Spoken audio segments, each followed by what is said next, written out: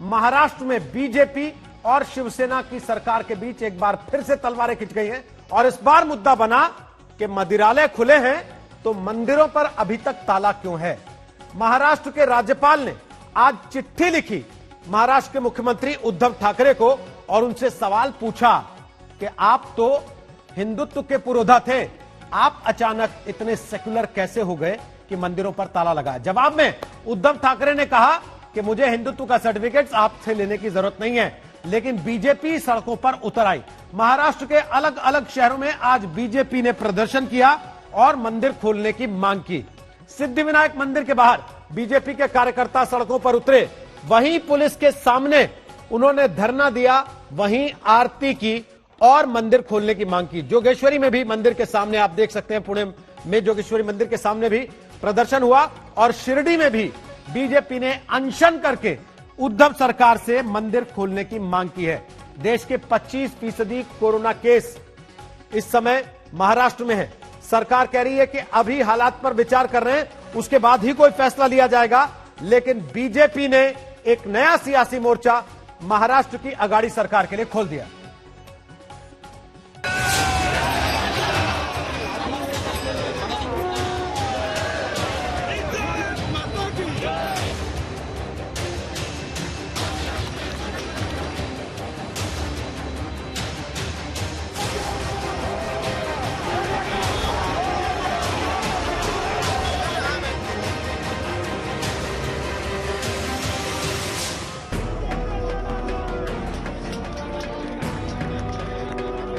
उद्धव ठाकरे ने कभी सपने में भी नहीं सोचा होगा कि मंदिर के मुद्दे पर उन पर यूं सवाल उठ जाएंगे। महाराष्ट्र के मंदिर बंद हैं, दर्शन बंद हैं, भक्त अपने भगवान के घर के दरवाजे खुलने के इंतजार में हैं। और भक्ति की इसी शक्ति के साथ महाराष्ट्र में नए सिरे से सियासी घमासान शुरू हो गया है।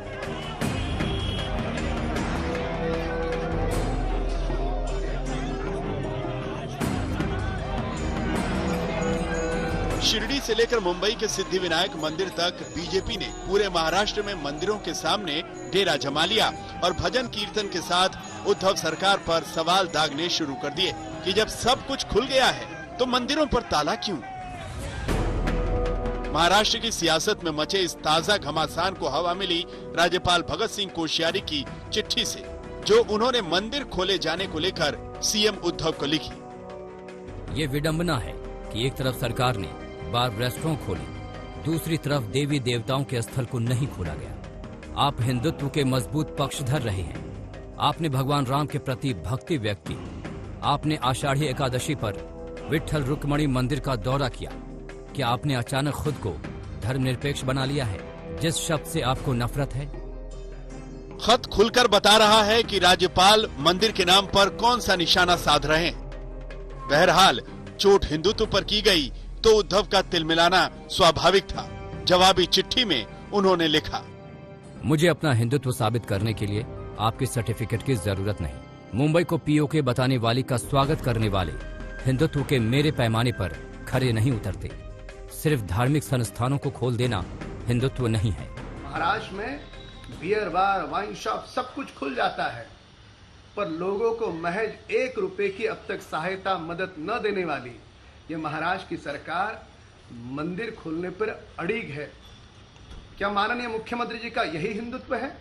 जब मर्जी आए तब सेक्युलर का चोला ओढ़ लो और जब मर्जी आए तब हिंदुत्व की बात जुबान पर लाओ। अगर इस पत्र का टाइमिंग देखा जाए तो ठीक उसी दिन पत्र लिखा जाता है जिस दिन भारतीय जनता पार्टी राज्य में मंदिरों के द्वार खोलने के लिए एक राज्यव्यापी आंदोलन करती है। राज्यपाल कहीं न कहीं भारतीय जनता पार्टी के राजनीतिक एजेंडे को तूल देने का प्रयास कर रहे हैं। उद्धव ठाकरे ने अपने जवाब में एक्ट्रेस कंगना रनौत से पिछले दिनों हुई राज्यपाल की मुलाकात पर तंज कसा, तो जाहिर है कंगना भी कहां चुप रहने वाली हैं। अपने दफ्तर पर चले बुलडोजर की धमक उनके जहन में आज भी ताजा है। ये जानकर अच्छा लगा कि राज्यपाल ने गुंडा सरकार से सवाल किए हैं। गुंडों ने बार और रेस्टोरेंट खोल दिए हैं, लेकिन मंदिर एक रणनीति के तहत बंद रखे हैं। सोनिया सेना का बर्ताव बाबर सेना से भी बदतर है।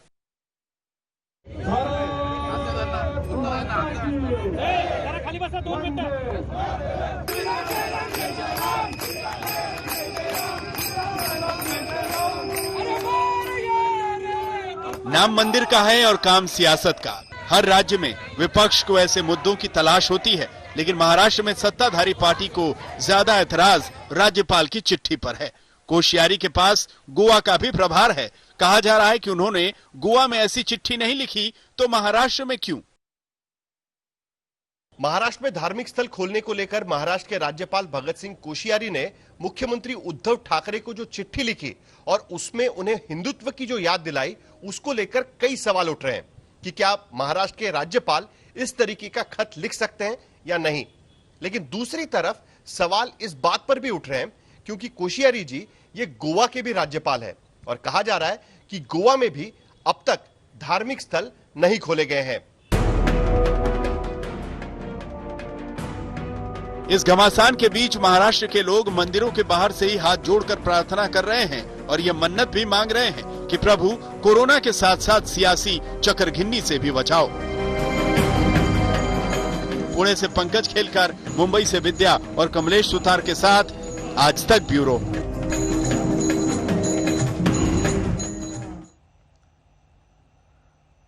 तो हम आपको आज देश के अलग अलग हिस्सों में मंदिरों से लाइव रिपोर्ट भी दिखाएंगे कि आखिर जहां जहां कोरोना काल में मंदिर खुले हैं वहां क्या इंतजाम है और क्या नियमों का पालन हो भी रहा है कि नहीं। लेकिन उसके पहले एक बड़ी खबर आ रही है महाराष्ट्र से ही।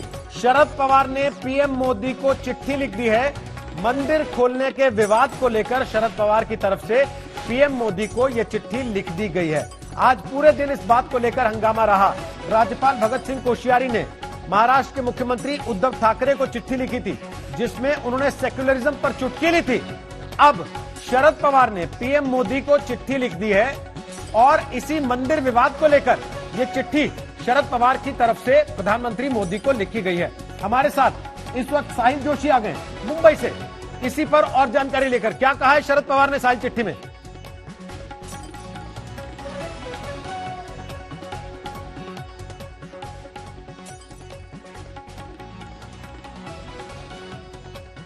लगता है साहिल तक हमारी आवाज नहीं पहुंच रही है। अपने दर्शकों को बता दें कि राज्यपाल भगत सिंह कोश्यारी ने चिट्ठी लिखी थी उद्धव ठाकरे को। अब शरद पवार ने प्रधानमंत्री नरेंद्र मोदी को चिट्ठी लिख दी है।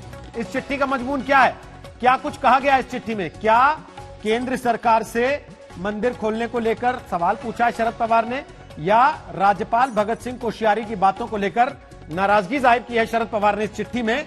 इस पर बात करेंगे। साथ ही आपको बता दें हमारे साथ दिल्ली के अक्षरधाम मंदिर से पूनम शर्मा आ रही। अक्षरधाम मंदिर के दरवाजे आज ही खुले। संजय शर्मा दिल्ली के हनुमान मंदिर से हमारे साथ लाइव होंगे। गोपी घांगर हमारे साथ भद्रकाली मंदिर अहमदाबाद से लाइव होंगी। मनोज्ञा लोईवाल काली मंदिर कोलकाता से हमारे साथ लाइव होंगी और सौरभ बख्तानिया मुंबई से हमारे साथ इस वक्त लाइव मौजूद हैं। अक्षरधाम आज ही खुला है। पूनम शर्मा के पास चलें, उसके पहले मंगलवार के दिन हनुमान मंदिर में अच्छी खासी भीड़ रहती है। संजय शर्मा जरा दिखाइए वहां की तस्वीरें क्या हैं और कोरोना काल में जरा ये बता दीजिए कि कितना नियमों का पालन हो रहा है, एसओपीज का पालन हो रहा है। संजय शर्मा। बिल्कुल, मैं यहाँ पर हमारे कैमरामैन रविकांत तोतावार से कहूंगा कि वो सारा कुछ दिखाएं और जब तक ये कैमरे से दिखाते हैं तब तक मैं यहाँ के महंत हैं पंडित विकास शर्मा जी, इनसे हम बात करते हैं कि मंदिर तो यहाँ खुले हैं 8 जून से, तब से इंतजाम क्या क्या हैं और कैसे हैं ये बता। जय श्री सीताराम। मैं महंत विकास शर्मा हनुमान मंदिर कनॉट प्लेस से। जिस दिन से लॉकडाउन खुला है उस दिन से मंदिर हमने समय अनुसार खोला। सब चीज़ों को प्रबंध करके मंदिर में पूर्ण रूप से व्यवस्थाएं की गई। सैनिटाइजर्स की, सैनिटाइजर टर्नल्स की। बिना मास्क के मंदिर में घुसना वर्जित है। दूसरी बात कि लोग भी आज इतने ज्यादा सतर्क हैं, उनको खुद की बहुत चिंता है। हर आदमी मास्क लगा करके मंदिर में प्रवेश। राजस्थान और महाराष्ट्र में अभी मंदिर नहीं खुले हैं, देवालय देवस्थान नहीं। देखिए इसमें मैं आपको एक बात बताता हूं। जब भारत के प्रमुख तीर्थ वैष्णो देवी, केदारनाथ, बद्रीनाथ, गंगोत्री, यमुनोत्री आदि सभी महान तीर्थ खुल गए हैं तो महाराष्ट्र सरकार की आपदा समझ में नहीं आ रही कि हिंदू भक्तों को, सनातनियों को अपने इष्ट और अपने देव के दर्शन क्यों नहीं करने दे रहे। जब मंदिरालय खोल सकते हैं तो देवालय खोलने में आपत्ति क्या? संजय शर्मा, एक बार पीछे की तस्वीर तो दिखा दीजिए। तो देवालय खुलने में आपत्ति, पीछे की तस्वीर दिखा दीजिए एक बार, क्या हालात है वहां पर। कैमरामैन रविकांत से कहूंगा पीछे की तस्वीर दिखाएं कि क्या हालात हैं। कतारें लगी हुई हैं और साथ ही लोग, सैनिटाइजर के टनल हैं, हालांकि उसमें सैनिटाइज नहीं है, लेकिन वहां ऊपर सीढ़ियां चढ़ने के ऊपर ही पेडेस्टल से चलने वाले सैनिटाइजर लगे हैं, जहां लोग सैनिटाइज होकर जाते हैं। मंदिर में घंटे नहीं बजाए जा रहे हैं, साथ ही लोगों के लिए भोग प्रसाद पुजारी नहीं लगाते, बल्कि लोग खुद ही, भक्त और भगवान के बीच की दूरी खत्म हो गई है। लोग खुद ही अपना प्रसाद अर्पित करते हैं, खुद ही उसमें तुलसी डालते हैं और साथ में लेकर आ जाते हैं। चरणामृत खुद ही उठाकर लेते हैं, चंदन भी खुद ही लगाते हैं। तो ऐसे टीका लगाने के लिए भी इंतजाम, पूनम शर्मा के पास चले चलते हैं। अक्षरधाम मंदिर आज ही खुला। पूनम शर्मा, सेवक हो गए। कितनी भीड़ हुई वहां पर आज और क्या इंतजाम किए गए?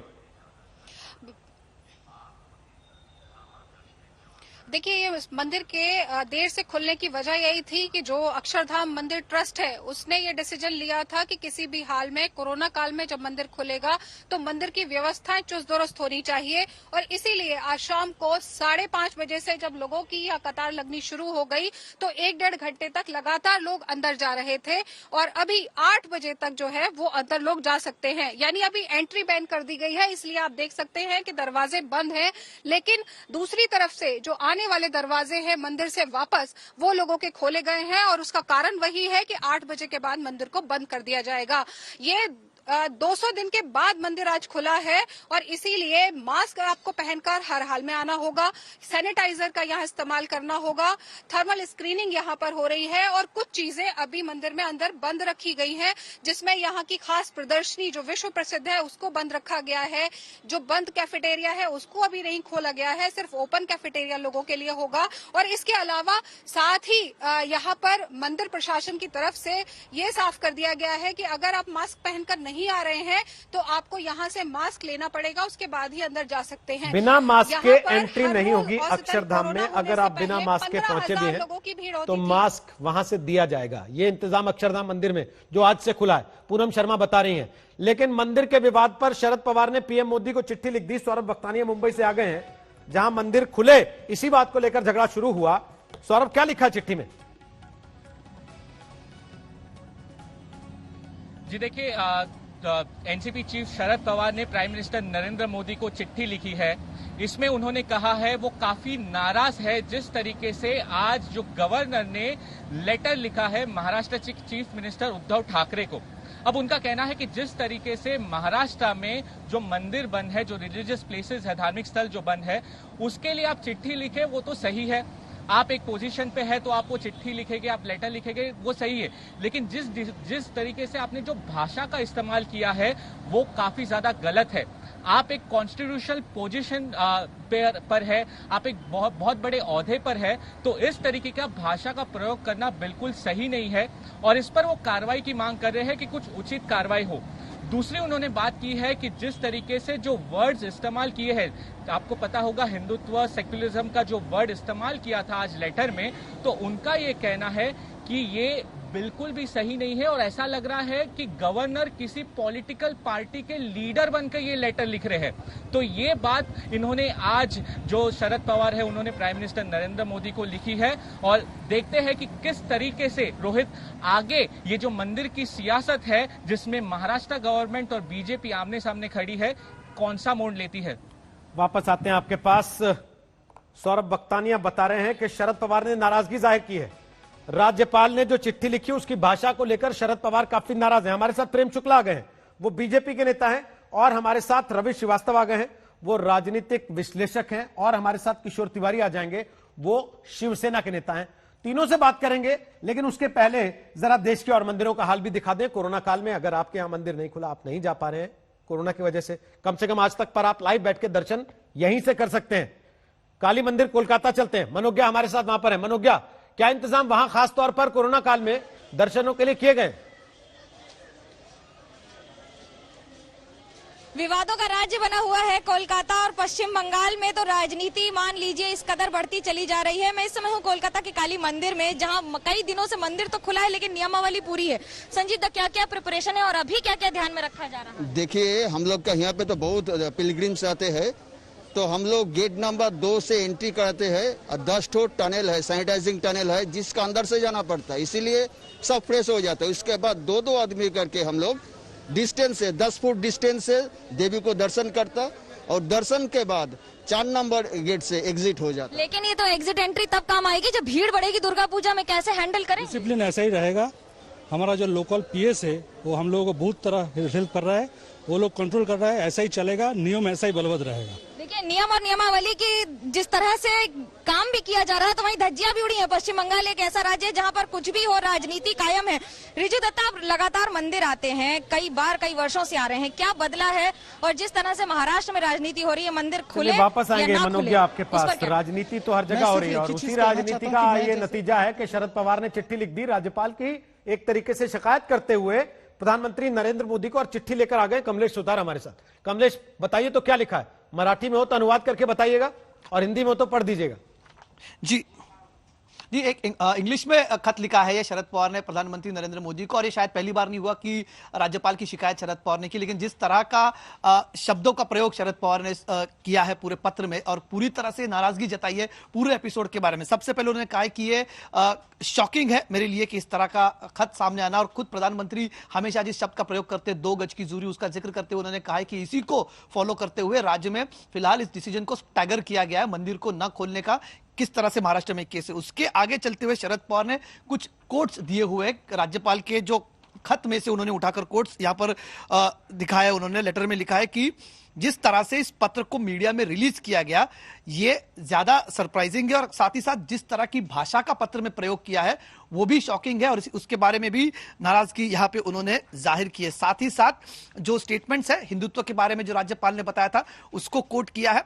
साथ ही साथ सेक्युलर शब्द के प्रयोग का जो प्रयोग यहां पर राज्यपाल द्वारा मुख्यमंत्री उद्धव ठाकरे को लिखे गए पत्र में किया, तो उसका भी जिक्र इसमें किया गया। और साथ ही साथ एक शब्द का इस्तेमाल किया गया है शरद पवार की तरह। उन्होंने कहा कि I am sure you too would have notice the intemperate language, जिस असंयमी भाषा का प्रयोग इस पत्र में किया है। तो काफी कड़े शब्दों में शरद पवार ने शिकायत की है प्रधानमंत्री के पास, और कहा है कि intemperate language that has been used. और प्रियम्बल का, संविधान के प्रियम्बल का जिक्र यहां पर किया गया है कि उन्होंने कहा है कि in the very preamble of the constitution the word secular is added that equates and shields all religions, and hence the chair of the chief minister must uphold such tenets of the constitution। तो मुख्यमंत्री के पद की गरिमा के बारे में यहां पर शरद पवार बात कर रहे हैं। Unfortunately governor's letter to the chief minister invokes the connotation as if return to the leader of a political party. ये पत्र की जो भाषा है उससे ये लग रहा है कि किसी राजनीतिक नेता को लिखे हुआ यह खत है, न कि राज्य के संवैधानिक पद पर बैठे मुख्यमंत्री को लिखा हुआ यह खत है। तो इस शब्दों में शरद पवार ने अपनी नाराजगी जताई है। और आगे शरद पवार ये भी कहते हैं, I firmly believe that in a democracy, free exchange of views between the governor and chief minister must take place. However, the tone and tenor used must always be in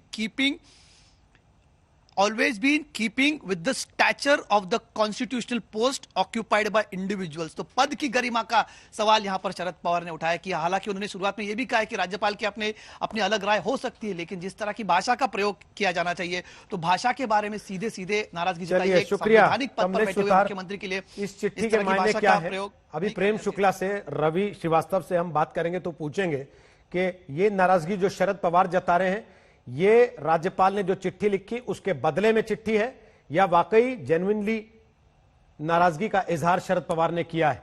लेकिन उसके पहले पंकज खेलकर हमारे साथ पुणे से आ गए हैं, और अहमदाबाद में गोपी घांगर इस वक्त हमारे साथ लाइव आ गई हैं, जो कि मौजूद हैं इस समय भद्रकाली मंदिर में। गोपी, जरा अहमदाबाद के मंदिर का हाल भी दिखा दीजिए, वहां क्या तैयारी है और क्या लोग नियमों का पालन कर रहे हैं दर्शन करते वक्त या नहीं?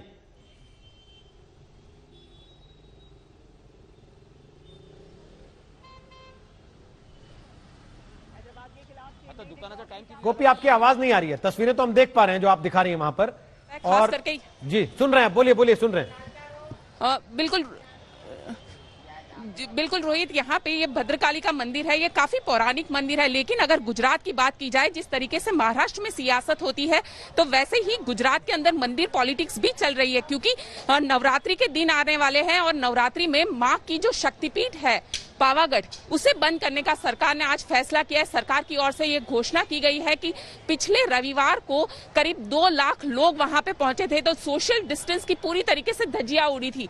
उसके बाद ये फैसला लिया गया है कि नवरात्रि के दिनों में आमतौर पे 10 से 12 लाख लोग वहां पे पहुंचते हैं, तो पावागढ़ मंदिर को ही बंद करने का फैसला लिया गया है। तो साथ ही आशापुरा माता का जो मंदिर है कच्छ के अंदर, वहां पे भी 10 लाख से ज्यादा लोग आते हैं 10 दिनों के अंदर, तो उस मंदिर को भी बंद करने का फैसला लिया गया है। लेकिन जनता ये कहती है कि अगर उपचुनाव होने हैं गुजरात में, अगर मंदिर बंद होते हैं तो जो रैलियां है, जो पॉलिटिकल पार्टीज की रैली है, उसे भी बंद होना चाहिए, क्योंकि वहां पे भी सोशल डिस्टेंस की धज्जियां उड़ती है और लोग बार बार ये चीजें कह रहे हैं। लेकिन कहीं ना कहीं अगर मंदिरों की बात की जाए तो अनलॉक 1 से ही गुजरात के ज्यादातर मंदिर जो है वो खुल गए थे। रोहित। प्रेम शुक्ला जी, गुजरात में अपने यहां मंदिर बंद करना चाहते हैं, महाराष्ट्र में चिट्ठी लिखते हैं, सड़क पे नारा लगाते हैं कि खोलते क्यों नहीं हो? चक्कर क्या है? देखिए आप ही के प्रतिनिधि बता रहे हैं कि गुजरात के अधिकांश मंदिर खुले हैं। किसी मंदिर में जहां पर व्यवस्था संबंधी किसी प्रकार की समस्या हो रही है, वहां इस तरह का प्रस्ताव है। अधिकांश मंदिर खुले, महाराष्ट्र में तो सारे के सारे मंदिर बंद है। महाराष्ट्र में मुख्यमंत्री महोदय स्वयं तो जाके विठ्ठल रखुमाई के दर्शन कराएंगे, लेकिन सामान्य भक्तों के लिए सारे मंदिर बंद हो जाएंगे। तो यहाँ तो विशेष है कि सिर्फ विठ्ठल रखुमाई का पूजन करने का अधिकार सिर्फ मुख्यमंत्री महोदय को होगा, आम जनता को उस अधिकार से वंचित कर दिया जाएगा। मंदिरालय खुलेगा लेकिन जो है देवालय बंद रहेगा, और आप चुनाव के पहले नारा लगाएंगे पहले मंदिर फिर सरकार, और उसके बाद कहेंगे मंदिर बंद खुलेगा बाहर, तो ये तो अजीब बात हुई ना। तो पूछ रहा है आज तक कि आखिर मंदिर पर महाभारत कब तक?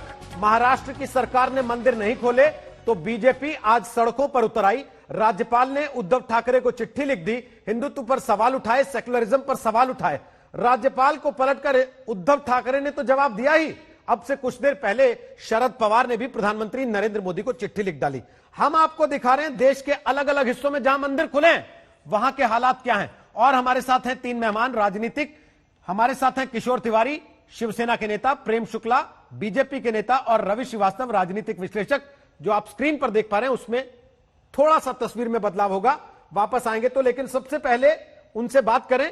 आपको जरा दिल्ली के हनुमान मंदिर का हाल दिखा देते हैं। श्वेता सिंह वहां की रिपोर्ट लाएंगे।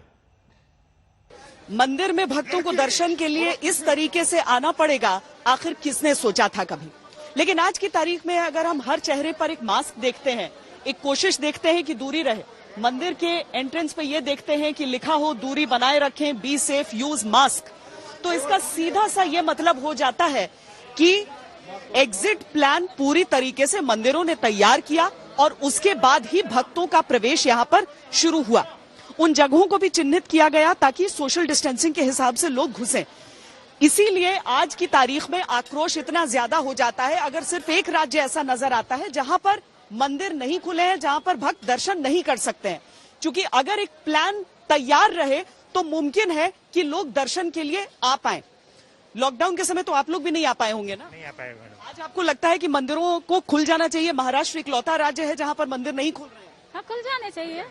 लोग खुद से आ सकते हैं, लोग खुद से फॉलो कर ले रहे हैं। हाँ, आपके हिसाब से कर रहे हैं। यहाँ पर आप लोगों ने जो नियम लागू किए हैं लोग उसका पालन करते हैं? बिल्कुल करते हैं दीदी। आपको लगता है कहीं पर भी ऐसा होना चाहिए कि नहीं, भक्तों को दूर रखो भगवान से? नहीं, ऐसा कहीं नहीं हो सकता। नियम बना लिए जाए तो हो जाए। बहुत अच्छी बात है, नियम तो बनाने चाहिए और देवालय खुलने चाहिए, बहुत जरूरी है। इससे तो कुछ भी नहीं है, जो भगवान का भरोसा है, ये बहुत जरूरी है, देवालय खोला जाना। 8 जून वो तारीख थी, 8 जून वो तिथि थी जब से सारे जो भक्ति के स्थल हैं कोई भी हो उन सबको खुलने की इजाजत दे दी गई। लॉकडाउन 1 से लेकर लॉकडाउन 5 का समय आ चुका है।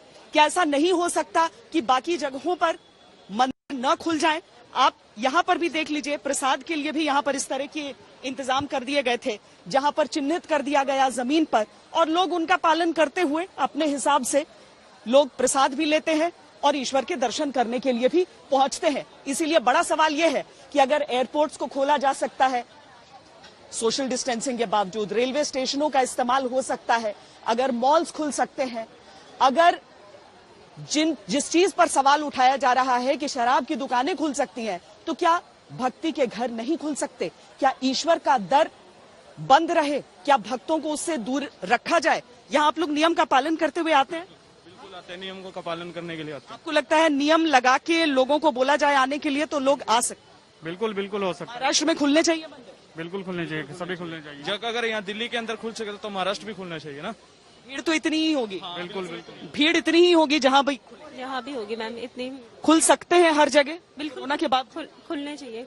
तो कुल मिलाकर बात यही है कि अगर बाकी जगहों को खोला जा सकता है, नियमों का पालन बाकी जगहों पर लोग कर सकते हैं, तो फिर कुछ जगहों को इससे अलग क्यों रखा जाए? कुछ जगह के भक्त आखिर ईश्वर के दर पर क्यों नहीं जा सकते? श्वेता सिंह, दिल्ली आज तक। दिल्ली के प्राचीन आस्था स्थलों में से एक बद्री भगत झंडेवाला देवी का मंदिर 8 जून से जब देश के सभी धर्मस्थलों और उपासना स्थलों को खोलने का सरकार ने फैसला किया, तब से ये मंदिर भी खुला है पूरे एहतियात के साथ। लेकिन कोरोना काल से पहले और कोरोना काल के बाद अब जब से मंदिर खुला है तब से व्यवस्थाएं ऐसी बदली हैं कि एक तो सारे लोगों को मास्क के साथ अंदर जाना है, दूसरा सैनिटाइजर के इंतजाम है। साथ ही मंदिर प्रशासन ने तय किया है कि दोपहर 1 बजे से लेकर 4 बजे तक जो मंदिर बंद रहता था, अब मंदिर सुबह 5:30 बजे खुलता है और सर्दियों में रात 9:30 बजे तक दर्शन खुले रहते हैं। यानी जिससे लोग भीड़ भी ज्यादा ना हो, बैकलॉग ज्यादा ना हो, लोग आते रहें और मंदिर में दर्शन करते रहें। पहले जो यहाँ इतनी सारी भीड़ लगती थी, कतारें लगती थी, अब लोग आराम से दर्शन के लिए जा रहे हैं। ये मुख्य द्वार है, मुख्य द्वार से लोग अंदर जाते हैं और सीढ़ियों से अंदर ऊपर चढ़ने के पहले लोगों के लिए पेडेस्टल सैनिटाइजर हैं, जिसमें सैनिटाइज करते हैं हाथ पैरों को और उसके बाद फिर आगे बढ़ते हैं। यानी ऐसा इंतजाम जिसमें लोग दर्शन भी करें, किसी को कोई परेशानी ना हो, ना किसी तरह का खतरा, ना किसी तरह का जोखिम। ऐसे ही इंतजाम अगर कर लिए जाएं तो बाकी महाराष्ट्र के लोगों को शायद अभी सड़कों पर उतरना नहीं पड़ता कि उन्हें अपने देवता से मिलने से क्यों रोका जा रहा है। जब पूरे देश में धार्मिक स्थल खुले हैं, उपासना के स्थल खुले हैं, तो उन्हें भी लॉकडाउन के दौरान जो मानसिक तनाव और जिस उससे गुजरे हैं लोग परेशानियों से, उसके लिए वो अपने आराध्य देव को, इष्ट देव को अपनी मुश्किलें बताना चाहते हैं और अपने आध्यात्म के जरिए अंदर की शक्ति को एकत्रित करके वो आगे के जीवन को सरल और सहज बनाना चाहते हैं। क्योंकि अब नवरात्र आ रहे हैं तो जाहिर है कि लोगों को अपने अधिकारों के लिए सड़कों पर उतरना पड़ा है। कैमरामैन संजय चौधरी के साथ संजय शर्मा, दिल्ली आज तक। तो पुणे का हाल भी दिखा देते हैं। पंकज खेलकर जरा पुणे का हाल बता दीजिए, उसके बाद किशोर तिवारी जी से पूछें ये सारे इंतजाम जो बाकी राज्यों में हो रहे हैं महाराष्ट्र में नहीं हो सकते क्या? पंकज बताइए पुणे का हाल क्या है, लोग क्या कह रहे हैं वहां? देखिए रोहित, यहाँ पुणे के लोगों का कहना है कि अभी अभी तो संभले है। यानी पुणे शहर जो कि पूरे देश में हॉटस्पॉट बना हुआ था कोरोना वायरस का, लगातार हर दिन तकरीबन 2000 मरीज सामने आ रहे थे। अब कहीं जाकर 350 इतने कम मरीज हो गए। तो कहीं न कहीं जो मंदिर वाले हैं, जो मंदिर की ट्रस्टी है, वो कह रहे हैं कि मंदिर नहीं खुले तो भी चलेगा। लेकिन जो भक्तगण है उनका कहना है कि मंदिर खुलने चाहिए। हमारे साथ कुछ भक्तगण भी है और मंदिर के ट्रस्टी भी है, दोनों से एक एक सवाल पूछ लेते हैं। क्या कहेंगे आप, मंदिर खुलने चाहिए या नहीं? मंदिर खुलने चाहिए, पर इसके साथ ही मंदिर के जो ट्रस्टी है उन्होंने प्रिकॉशन लेना भी चाहिए। 3 गोष्ठी का प्रिकॉशन लेना चाहिए, सोशल डिस्टेंसिंग विथ सैनिटाइजर। यहाँ पर देखिए भक्तगण बोल रहे हैं कि मंदिर खुलने चाहिए, ट्रस्टी क्या कह रहे हैं, आपका क्या कहना है? पुणे में कम हुआ तो अभी थोड़ा सब्र रखना चाहिए। मंदिर बाद में खोले तो भी चलेगा, लेकिन मंदिर बाद में खुले तो भी चलेगा। तो आवाज यही आ रही है कि अभी अभी तो संभले है। क्योंकि देखिए पुणे सबसे ज्यादा मीन्स ऐसा जिला था जहाँ पर सबसे ज्यादा कोरोना के मरीज पाए जा रहे थे और पुणे शहर का भी वैसा ही हाल था। अब जाकर चलिए, शुक्रिया पंकज आपका, आपने लोगों से बात की और साथ ही मंदिर चलाने वालों से भी, ट्रस्ट के लोगों से भी बात की। किशोर तिवारी जी, देखा आपने दिल्ली में किस तरह के इंतजाम है, महाराष्ट्र की सरकार नहीं कर सकती क्या ऐसे इंतजाम? देखिए अभी ये विवाद की जड़ ऐसी है रोहित जी की कुछ निवेदन राज्यपाल को आए, उन्होंने वो निवेदन मुख्यमंत्री को भेजे और कहते कि इसमें एक्शन लो, तो बराबर था। लेकिन जो पत्र लिखा उसमें जो भाषा का उन्होंने असंवैधानिक भाषा में जो लिख दिया, उससे ये विवाद चालू हुआ है। देखिए महाराष्ट्र के अंदर स्टेप बाय स्टेप सब रिलैक्स किया जा रहा है। अभी मंदिरों को खोलने के लिए भी 2 मीटिंग हुई है, तो मंदिर खोलना ये तो तय है। लेकिन अभी महाराष्ट्र के अंदर हम होम टू होम ये सर्वे का बहुत बड़ा मासिक प्रोग्राम रन कर रहे हैं। तो अभी क्या हुआ, जब से बीजेपी शिवसेना में ठनी है तब से महामहिम राज्यपाल एक राजनीति कर रहे हैं और अभी वो राजनीति की आज परिसीमा हुई है।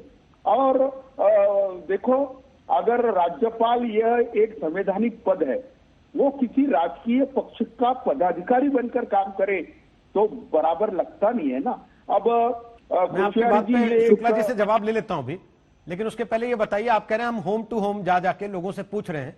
ये शराब की दुकान खोली थी तो पूछा था लोगों से घर घर जाके खोल दें कि नहीं, कोरोना तो नहीं हो जाएगा किसी को बाहर जाओगे तो? नहीं रोहित जी, परिवार आपका जवाबदारी हमारी ये एक हम स्कीम चला रहे हैं जिसके अंदर हमारा मेडिकल स्टाफ घर जाके कर रहा है। अभी थोड़ा नियंत्रण में आया है और हमारे हिंदुत्व के प्रमाण पत्र की प्रेम शुक्ला से जरूरत नहीं है या कोश्यारी जी से नहीं है। बात ऐसी है, प्रेम शुक्ला और आपका प्रमाण पत्र तो एक ही था कुछ दिन पहले तक, अब अलग अलग हो गया दोनों का। नहीं, अभी जरा वो सख्त हो गए। अब मैं तो उतना ही नरम हूं, लेकिन अब वो जरा ज्यादा ही हमारे खिलाफ बात कर। शुक्ला जी, इतनी सख्त चिट्ठी क्यों लिख दी राज्यपाल महोदय ने? और वो चिट्ठी लिखने का इंतजार कर रहे थे क्या आप लोग तैयारी करके कि इधर से चिट्ठी पोस्ट होगी और हम लोग सड़क पे आ जाएंगे सब आज? देखिए, राज्यपाल महोदय ने चिट्ठी क्यों लिखी इसका जवाब राजभवन दे सकता है, मैं नहीं दे सकता, एक बात। दूसरी बात, जहां तक संवैधानिकता का प्रश्न है, डॉक्टर राजेंद्र प्रसाद और पंडित जवाहरलाल नेहरू के मध्य भी जो है मंदिर को लेकर पत्राचार हुए थे और डॉक्टर राजेंद्र प्रसाद स्वयं संविधान सभा के अध्यक्ष थे।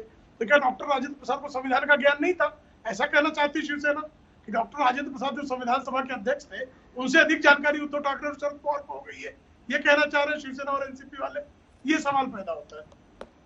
लेकिन शुक्ला जी, एक चीज जो आपने पहले आधी पकड़ी थी और मैंने आपसे कहा था कि आपने अपने काम की बात निकाल ली, जो मैंने सवाल पूछा उसको छोड़ दिया, वो मैं पूछ रहा हूं फिर से।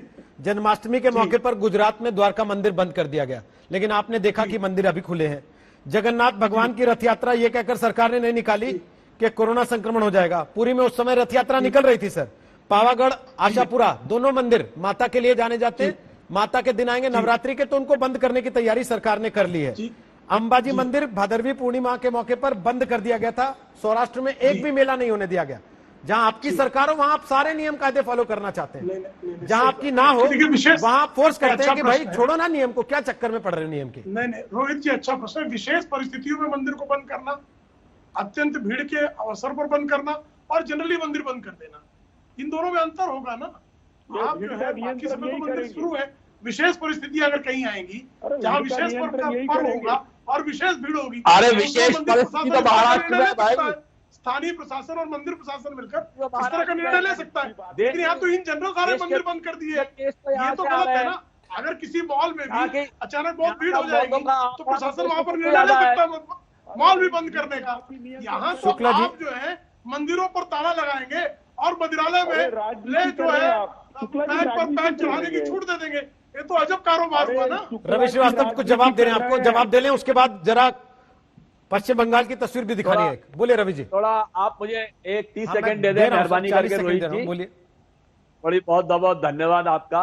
मुझे देख के बड़ा अफसोस होता है कि कुछ एक भाजपा के जो बनाए हुए राज्यपाल हैं वो राज्यपाल के बजाय द्वारपाल का काम ज्यादा करते हैं, क्योंकि जिस तरह के काम और जगहों पे हमने देखे हैं वो ये स्थिति ऑलमोस्ट यहाँ पर भी बन रही है कि 5:30 बजे देवेंद्र फडणवीस को शपथ दिलवाने वाले कौन है? भगत सिंह कोश्यारी। मुंबई को पीओ के कहने वाली कंगना रनौत को गले लगाने वाले कौन है? भगत सिंह कोश्यारी। आज उन्हें चिट्ठी लिखी, 3 भाजपा के लोगों से, वर्करों से चिट्ठी लिखवा ली, उसके बेसिस पे उद्धव ठाकरे को सेक्युलर बोल रहे हैं। अरे भाई, सेक्युलर होना गुनाह है क्या? सेक्युलर तो संविधान में लिखा हुआ है सेक्युलर होना चाहिए। उन्हें भी सेक्युलर होना चाहिए जो चिट्ठी लिख रहे हैं, उन्हें भी सेक्युलर होना चाहिए जिनको चिट्ठी लिख रहे हैं, दोनों को सेक्युलर होना चाहिए। और मेरी एक राय आपसे है रोहित जी, मेरा एक सवाल आपसे है, हम एक ही धर्म विशेष के मंदिर के बारे में ही बात क्यों कर रहे हैं? हम मस्जिदों के बारे में, गुरुद्वारे के बारे में, चर्च के बारे में क्यों नहीं बात कर रहे हैं? वो कितने खुले हुए और कितने बंद है? अगर महामहिम को लिखना भी था तो सारे ही धर्म स्थानों के बारे में लिखते। मैं आपको बता देता हूँ क्यों कर रहे हैं। मैं बता देता हूँ क्यों कर रहे हैं। क्योंकि आज जो सड़कों पे प्रदर्शन हुआ मंदिर खोलने को लेके हुआ। इसके पहले जिस दिन, मैं बता देता हूं ना सर आपको, मैं बता देता हूं, इसके पहले जिस दिन नमाज को लेके, ईद मनाने के लिए मस्जिदें खोले जाने को लेकर प्रोटेस्ट हुआ था, उस दिन उसको लेकर भी यहां चर्चा हुई थी। तो इसलिए सर, जैसे धर्मनिरपेक्षता का सर्टिफिकेट उद्धव ठाकरे को हिंदुत्व का सर्टिफिकेट नहीं चाहिए ना किसी से, आप भी ना बांटे, अपना अपने पास रखें। प्रेम शुक्ला जवाब देना चाहते हैं, उसके पहले फटाफट एक तस्वीर जरा कोलकाता की दिखानी, वहां मनोज्ञा लोहिवाल काली मंदिर की तस्वीर दिखा रही है, वो देख लेते हैं, फिर समय बचा तो प्रेम जी से कमेंट लेंगे। फटाफट। कोलकाता के कालीघाट मंदिर में भले ही भक्तों का जमावड़ा बढ़ता चला जा रहा हो, लेकिन वहीं दूसरी ओर कोविड-19 के चलते नियमावली भी उसी तरह से बढ़ रही है। मैं इस समय हूं कालीघाट मंदिर के सामने, जहां पर एक और नियमावली लगी हुई है कि क्या क्या लोगों को करना होगा जब वो मंदिर में आएंगे, तो वहीं साथ ही साथ समय सारणी भी, जिसमें साफ लिखा है सुबह 6 बजे मंदिर खुलेगा, दोपहर 1 बजे बंद हो जाएगा, फिर शाम को 4 बजे खुलेगा और 9 बजे बंद हो जाएगा। ये अनलॉक 5 के बाद के नियम है। लेकिन जब इस अनलॉक की प्रक्रिया शुरू हो रही थी तो उसके बीच में ही मास्क एक जगह जहां सबके लिए कंपलसरी है, तो वहीं गर्भगृह में किसी को भी जाने की अनुमति नहीं है। जो भी दर्शन होंगे वो बाहर से होंगे। क्या मंदिर खुलने के लिए जो विधि है वो मान के हम लोग करते हैं। आफ्टर सैनिटाइजेशन हम लोग घुसाते हैं, 2-2 आदमी करके दिखाते हैं, दूर से दिखाता है, गर्भगृह बंद है। लेकिन भक्तों का भी दिल है, भक्तों की भी भक्ति है, और यही कारण है कि बार बार लोग आते भी हैं। ऋषि दत्ता, आप बार बार आते हैं मंदिर, क्या क्या नियमावली में आपको इतने सालों में परिवर्तन दिख रहा है, कोविड के समय खास तौर से? यहाँ पर बहुत स्ट्रिक्टली सारे नियम फॉलो किए जा रहे हैं। 2-2 आदमी करके अंदर आप देख सकते हो जा रहे हैं, और वहाँ पर पूजा का कोई विधि नहीं है। आप वहाँ पर 5 सेकंड माँ का दर्शन करो, हैंड सैनिटाइज करो, फिर सैनिटाइजेशन करके बाहर आ जाओ। जहाँ एक और नियमावली है तो वहीं उसे हर तरह से इम्प्लीमेंट करना भी उतना ही जरूरी है। मंदिरों के आसपास भीड़ होती है, और जब भावनाएं उमड़ती हैं तो उस समय अधिकतर लोग ये भूल जाते हैं कि सोशल डिस्टेंसिंग और बाकी सारी चीजें कितनी जरूरी हैं। हम इस वक्त विंध्याचल में मां विंध्यवासिनी के मंदिर में है। पूर्वी उत्तर प्रदेश और बिहार का सबसे बड़ा देवी मंदिर है, जहां लाखों की तादाद में भक्तगण आते हैं। और अब जबकि नवरात्र का समय आ रहा है, इस मंदिर में लाखों की भीड़ होगी। लेकिन कोरोना के इस दौर में क्या भक्तों का आना अनवरत जारी है? क्या उन्हें कोरोना का कोई खौफ नहीं है? हम इस वक्त मंदिर में हैं और कई लोगों से पूछते हैं। आप बताइए कि मंदिर में लोग आ रहे हैं पूजा पाठ करने, आप लोग भी आई हैं, कोरोना का टाइम है, डर नहीं है? नहीं, जैसे सारे प्रिकॉशंस के साथ जैसे सब कुछ चल रहा है, मंदिर भी चलेगा। क्यों मंदिर क्यों बंद रहेगा? सभी कुछ चलेगा और मंदिर क्यों बंद रहेगा? बिल्कुल बंद। हम लोग यहाँ से मास्क यूज कर रहे हैं, सैनिटाइजर यूज करके मंदिर में दर्शन करेंगे, बिल्कुल करेंगे। डर नहीं है? नहीं, उस हद उतना नहीं है। सब कुछ खुला हुआ है। जब बाहर जा रहे हैं, आखिर बाहर जाकर हम सारा काम करके आ रहे हैं, तो फिर मंदिर में क्यों डरना?